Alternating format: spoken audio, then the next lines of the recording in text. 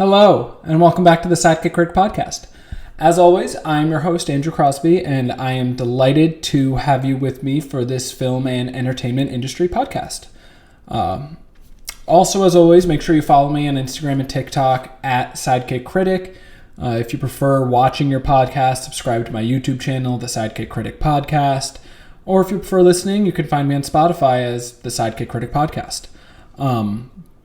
So this is episode 5 of my new podcast show here. And so far, the first 4 episodes, I've really focused on one movie at a time and diving in deep with that movie and reviewing it and giving you all my thoughts on it and the facts of the movie. But those aren't the only movies I've seen this year. We're at the end of February. Through 2 months, I have now seen 11 movies in theaters. And I feel this is a good time for me to rate and rank and give a very brief review on those movies that I've seen. So as they start becoming available at home and running out of showtimes, you can decide if you want to see them yourself. So I'm going to dive right into that. At my worst movie of the year so far, at number 11, is Maybe I Do, with a 2 out of 10 rating. This movie was bad. It was really bad. I did not enjoy it. My fiance and I nearly walked out of the theater. It was so bad. It's starring Emma Roberts and Luke Bracey. The two of them were part of the reason I wanted to see it, as they were in one of those corny Netflix rom-coms, Holiday, which has actually become kind of a comfort holiday movie for me. I think it's very cute and funny. This didn't have any of that. It wasn't really cute. The dialogue was truly awful. The story wasn't good.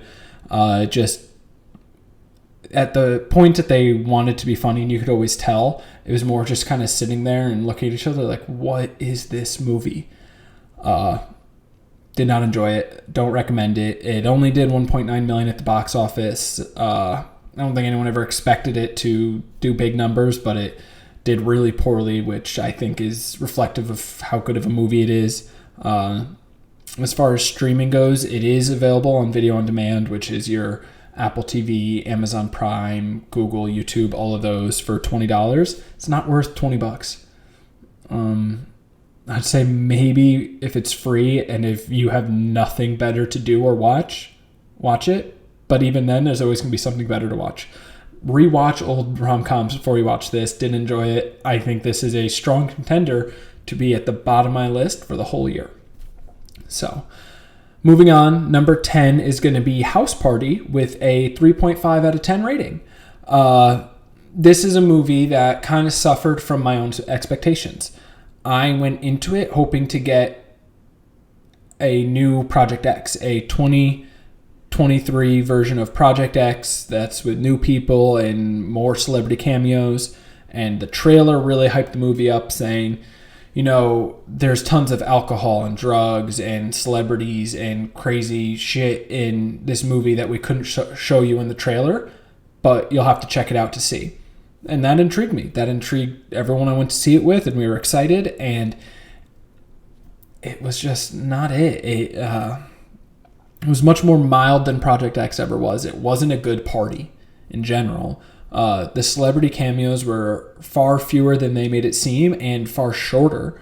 The only really good one was Kid Cudi. He was in kind of running the B plot or C plot of this movie of the celebrity Illuminati, it being real. He was actually funny. He was good. He was the funny type of awkward, and it was great to see him in an acting role. But outside of that, I didn't enjoy it.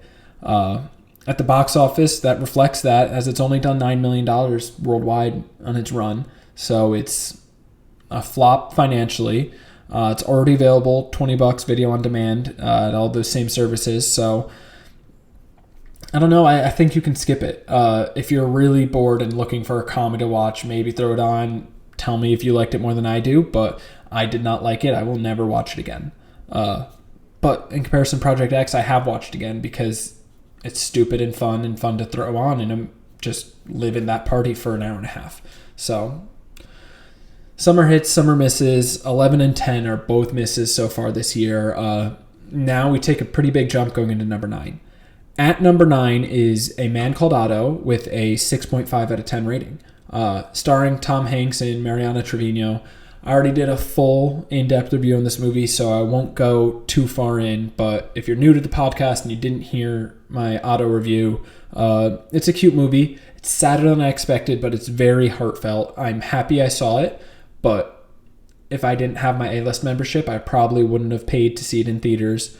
I don't think I'll see it again. It was a little bit darker than I expected, but still, you can feel the heart in the movie. Tom Hanks is America's sweetheart. Everyone loves him and loves the movies he's in, so it's no surprise. It's done decently well at the box office, $130 million on its run so far, on what I believe was a $50 million budget. So not a massive success. It's right on that line of that 2 to 3 times the budget to see if the movie is profitable. And the movie's available to be bought on Amazon for $14.99. I don't know if $14.99 is worth it, really. I would say maybe wait until you could rent it for $3 or wait until it's on a streaming service, which I haven't heard which it might be on yet. But A Man Called Otto, number 9, 6.5 out of 10. Okay, so moving on to number 8 is going to be Whitney Houston, I Want to Dance with Somebody, which got a 6.8 out of 10 for me. Technically, this movie did come out at the end of 2022. I didn't catch it to this year, so I'm including it in my list here. It was enjoyable. Whitney Houston, known as The Voice, like any movie about her, there's one thing it has to do right, and that's the music, and it really does get the music right. Naomi Ackie, who plays Whitney in this movie, does a fantastic job. It's stellar just from a sound perspective. Stanley Tucci's also in it. He plays Clive Davis, and he kind of is America's and Whitney's fans' perspective of wanting her to not go down this path she's going down, but of course Whitney does. I thoroughly enjoyed the movie. It really did gloss over some of the darker parts of Whitney's life, as a lot of these musician biopics do, and that's okay in my opinion, because we're not focusing on the bad, we're focusing on the good, and that's their music. So I didn't like it as much as really what I would say the 2 comps for this movie are Bohemian Rhapsody and Rocketman, but I still really liked it, and I think you should watch it. It's available for $20 on video on demand. I'd wait until you could rent it, or it might be coming out on Paramount Plus, because I believe it's a Sony picture. But one thing about this movie that I did really, I don't know if I enjoyed it or hated it, but we went on a Tuesday night for this movie, my fiance and I, and that's usually typically the cheap movie night where you could get cheaper tickets. And somehow the showtime we went into appeared to be girls' night, where there were 3 or 4 groups of women, and you could see they were all together. They're walking together with their popcorn, they're leaning and talking to each other, who were just rowdy in this theater. They were singing along for some of the songs. After certain songs, they stood up and clapped. I've never been in a theater that was louder and more openly just talking during the movie and singing along for the songs and stuff. It was actually kind of funny, and it's a theater experience I won't forget anytime soon. So Whitney Houston at number 8. On to number 7, a movie I just saw about a week and a half ago, I think. Magic Mike's Last Dance. This also got a 6.8 out of 10 for me, so I guess these two are kind of tied for 7th. But I enjoyed it. Good music. The dance scenes are clearly very well choreographed, as I haven't seen the entirety of the other 2 movies. I only saw a partial of one, but of course in the Magic Mike movies they get the dancing right. That's no surprise. There's some really funny montages throughout the movies. You're going through it. I would say the movie isn't quality, but it is good. I feel like there's a difference there where a movie can be good and enjoyable, but it's not a quality, critically acclaimed movie, and Magic Mike Last Dance falls into that kind of category there. I will say a little bit of a warning for you: don't watch this with your parents. The movie is essentially softcore porn. 2 characters, a couple characters actually throughout this movie, get about as close as you can get to fucking without actually fucking.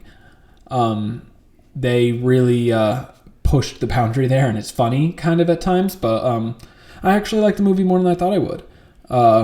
So far it's done $47 million at the box office in just 2 weeks, which is significantly better than Magic Mike XXL did, but nowhere near what the original Magic Mike did, as that movie was That's what I like to call a movie event. People were talking about it. People were really excited for the premiere. And Channing Tatum, Joe Manganiello, I don't know if I pronounced his name right, Matthew McConaughey, all of them, male strippers. That movie was almost a cultural phenomenon for some time. So this is kind of falling in between there, which I do think makes sense. But as I said, I enjoyed it more than I thought I would. Having not really seen the entirety of the other Magic Mike movies, I didn't know what to expect. My fiance and her friend really wanted to see it, and I'm never going to say no to going to the movie, so I tagged along, and it was better than I expected. I think any man can enjoy these movies for what they are, which is just funny movies that happen to have dancing. Nothing wrong with that. As far as streaming goes, it will be out on HBO Max, I believe, in April. It's HBO Warner Brothers releases their movies no earlier than 45 days after the release date theatrical. So that'll be around mid-April. I would expect to see this movie available on HBO Max if you're not looking to pay to see it in theaters. But I think this one would be worth seeing in theaters, especially when you have a movie that is heavily based in the music like this. I think it's great to see those in theaters and get that surround sound of the music around you. But enough about Magic Mike. We're going to move on here. It's quick fire. On to number 6 is Missing with a 7.0 out of 10. This was a very unique movie. I don't know if any of you saw any trailers for it, but the movie essentially entirely takes place on her computer. All but like 95% of it is through her computer screen or phone screen, where you're not watching directly from the camera, you're watching the computer screen, and then she's on like FaceTime in it. Or she just has the camera app up and you're watching through that and you're watching her trying to unravel this mystery throughout it. And speaking of the mystery, I was genuinely surprised. I thought this would be a very gimmicky movie, and it wasn't. It was a quality story, and with each twist and turn, I fell for it. Multiple times, they included some subversion in this film that I fell for and believed what I wasn't supposed to believe. And it wasn't subversion for subversion's sake. It was genuinely good writing, which I really enjoyed. It's starring Storm Reid, who plays June in the film. She's in Euphoria as Zendaya's younger sister, whose character name I cannot quite recall right now. But the movie was very interesting. One thing I actually did find funny in it, and it's something I notice in countless movies and shows, but a lot of people I think don't notice it, is product placement. Have you ever seen a character in a movie or show pull up in a car and the car stops and it holds that shot for just a second and you see the Ford or Mercedes or Audi logo? Product placement. This movie has a ton of that.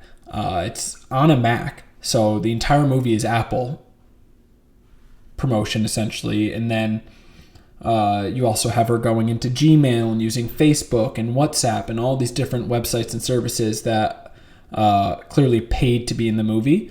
And I always find it funny when you see product placement like that. So it is funny how sometimes they try to naturally work it into the film and it just doesn't work as well as they think it does.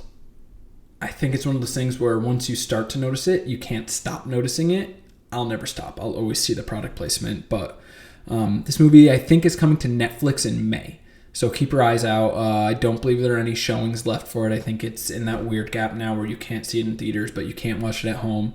But yeah, at number 6, Missing. It thoroughly surprised me. Great mystery movie. It'll be in the middle of the pack for the year. It might be one of the better mysteries.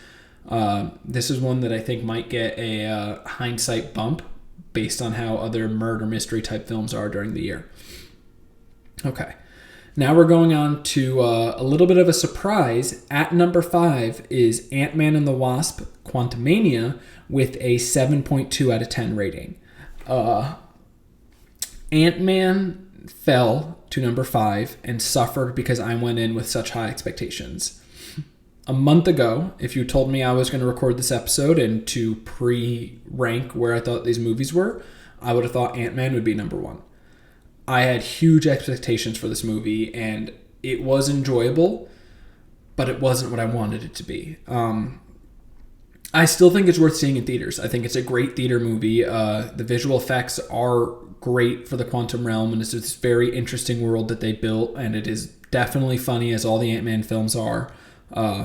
Jonathan Majors as Kang is spectacular. He's the highlight of the film for me. But it just kind of fell flat. And that's okay. Not every Marvel movie is going to be in my top 10 or going to be one of my favorites. And Ant-Man is one of those. As for the box office for this movie, it's done $363 million so far internationally in 2 weekends, which at first glance and compared to everything else on this list is great. For Marvel, that's not really that good. It has what's likely a $200 million budget, so that 2 to 3 times range for profitability. You should be looking $400 to $600 million. And 363 after 2 weekends, it'll likely come close to that 6, but I don't think it's going to hit it. Going into weekend 2, it took a 70% drop in its box office earnings, which is massive, especially for Marvel. You usually expect them to see around a 30 to 50% drop going into weekend 2. So that would be like 100 million down to 70 or 50 million. This took 70% off, and it was nearly surpassed by another movie this weekend, when typically they hold that number 1 spot for a month. It's not going to happen this time. I think next weekend this movie's going to drop into the number 2 or 3 spot, depending on how these new releases go. And you're going to start hearing a lot more discussion about MCU and Marvel and comic book and superhero fatigue. And is it time for them to slow down with these movies? And I think it is. I think they need to scale back to 2 a year, and it would devastate me because I love Marvel, but scale back to 2 a year and focus on quality over quantity. So I could go on about Ant-Man forever and Marvel forever, so I'm going to try to wrap up this year. Ant-Man's at number 5. I do suggest seeing it in theaters if you have no interest in that. It'll probably be out on Disney Plus in June or July, if I had to guess. It's usually 4 to 6 months after the theatrical release, so June or July is when you could expect to see this hit Disney Plus. Okay, moving on to number 4, and a big surprise for me was Alice Darling with a 7.4 out of 10. Starring Anna Kendrick, the movie depicts a mentally abusive relationship. And it is a very visceral depiction of that. It's so well done that it makes you uncomfortable at times. Anna Kendrick is terrific in the movie. She's what got me into the theater. I usually love everything she's in. Huge Pitch Perfect fan. But this was great, and it's very underrated. Not a lot of people are talking about it. It didn't get a full wide release. I think it was exclusive to AMC theaters. And it was just really, really good.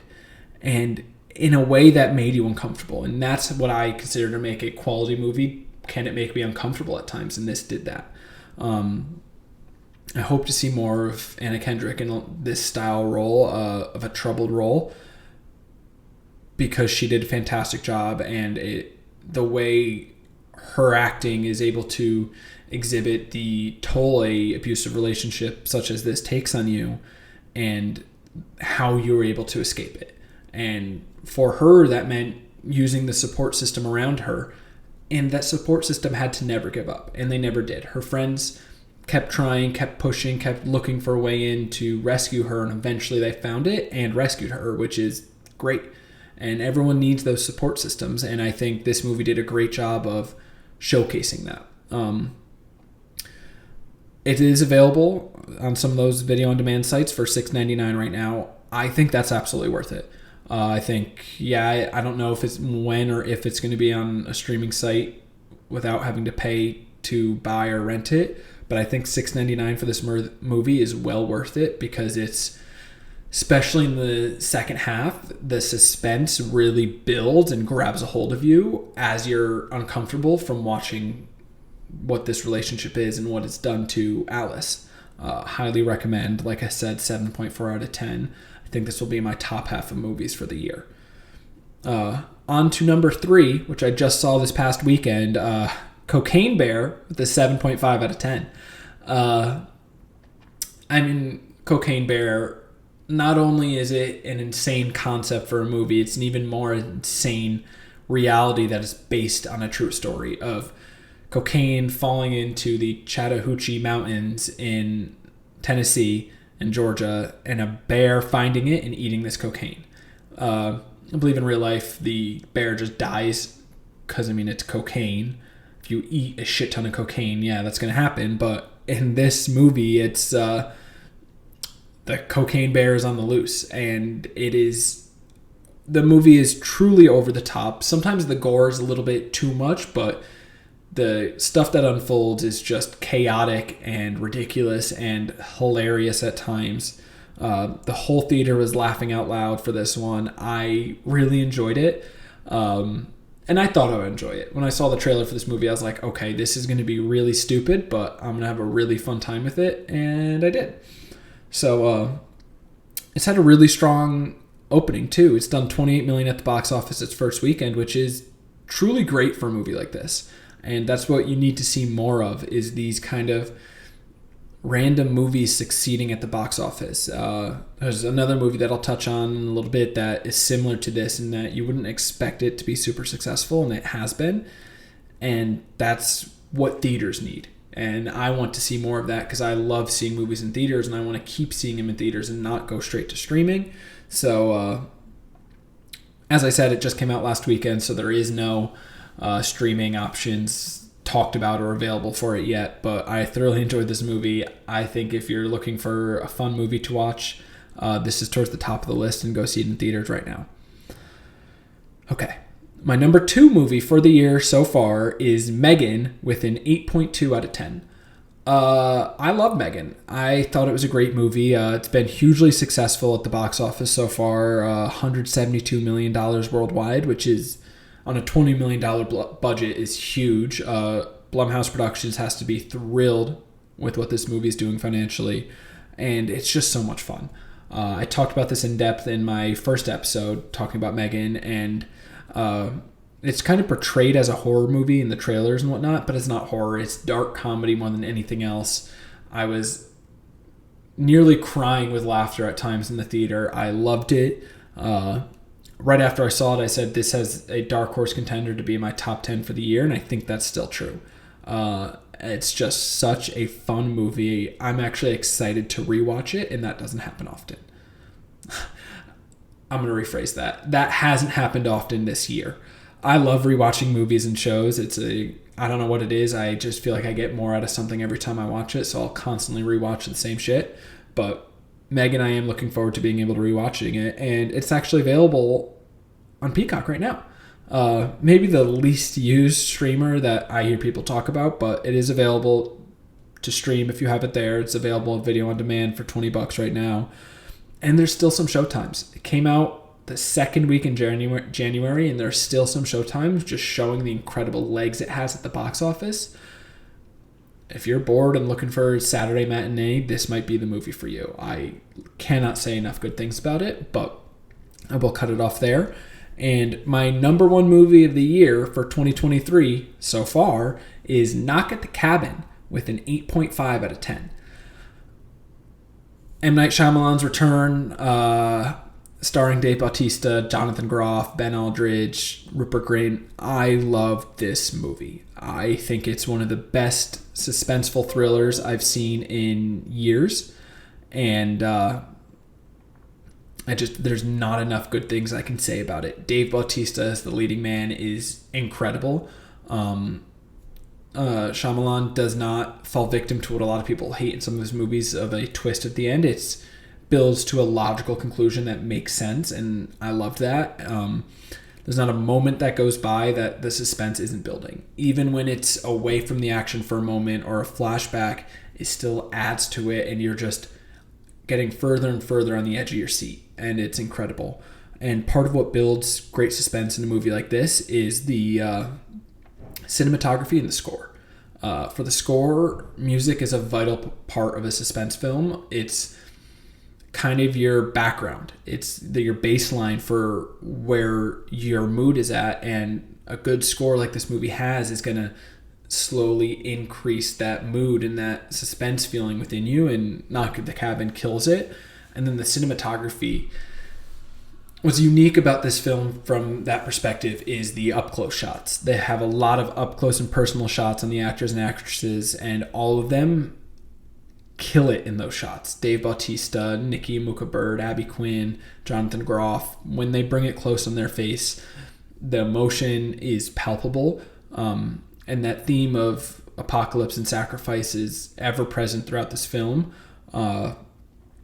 It makes me sad that it hasn't had the most successful box office run. It's done $52 million so far, which isn't great, but it still has showtime, so I do think it's worth seeing in theaters, because I find suspense movies are much better on the big screen, not only because it's the sound around you and just the bigger screen, but also because the suspense is meant to build over that 2 hours straight.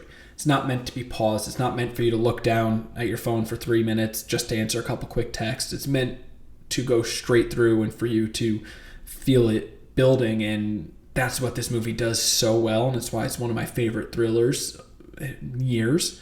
So highly recommend. Go check out Knock at the Cabin. And the last thing I'll say on it is Dave Bautista. He's won me over. I want to see more Dave Bautista drama roles, comedy, romantic, whatever it is. His physical presence is obviously massive. He's a big dude, but he's able to carry it very well and distribute it into a movie to where you're not really paying attention to his massive physical presence, but to his acting ability and the emotion he's conveying, and he does that in this movie. So 8.5 out of 10, Knock at the Cabin. My favorite movie of 2023 so far. I don't think Knock at the Cabin is going to stay my number one. I think it's almost a lock to stay in my top 10 for this year. Megan's a dark horse to stay in the top 10. As I said, I often will change ratings based on rewatching or just based on having context of movies this year as a whole. If everything else that comes out is shit, you'll see a lot of these movies probably 6 through 1 shift up and might all be my top 10 based on everything else being shit, but I don't think that's going to happen. There's tons of movies coming out, especially in March, that I'm really looking forward to. You have Creed 3, which I love Jonathan Majors. I love Michael B. Jordan, so I'm stoked for that. I'll be watching Creed 2 at home one night this week. Scream 6, I'm looking forward to. I haven't seen any of them, but that one looks good. 65 with Adam Driver could be the new Jurassic Park.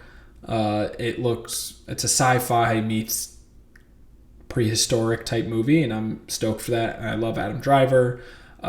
Inside with Willem Dafoe looks very intriguing. Dungeons & Dragons movies coming out at the end of the month. You have Shazam this month. I think John Wick is this month too. So tons of movies coming out in March. I'm hoping in March to see 4 or 5 of them.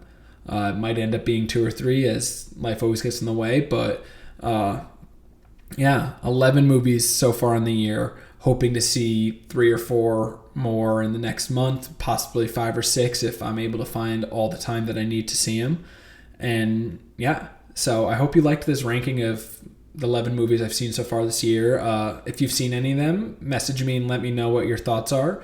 At Sidekick Critic on Instagram and TikTok. You can email me, sidekickcritic@gmail.com, and I'll take any questions or thoughts on your movies you've seen.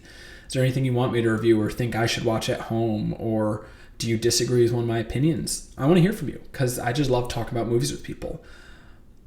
And yeah, I don't think I'll be doing a movie review in my next episode either, honestly, because coming up really quick, March 12th, I believe, is the Academy Awards, and I'm very excited. So I'm going to have to do my pre-Academy Awards show where I recap award season so far and the trends and look ahead to the Oscars and what's going to win. I already have some predictions in mind and think there's a couple locks, but I'll save that for another episode. I'm thoroughly excited to talk about that with you, and I'm thoroughly excited to continue talking about movies. I love movies. I love watching them. I love talking about them, and I hope you love listening to me talk about them. Please, once again, message me, email me, whatever it is. I'd love to hear your thoughts and questions. Follow me at Sidekick Critic on Instagram and TikTok. Subscribe on YouTube, Sidekick Critic, or if you're a Spotify podcaster, follow my show and turn on alerts so you can get the newest updates for new episodes on Spotify. My name is Andrew Crosby, and thank you for stopping by for this episode of the Sidekick Critic Podcast.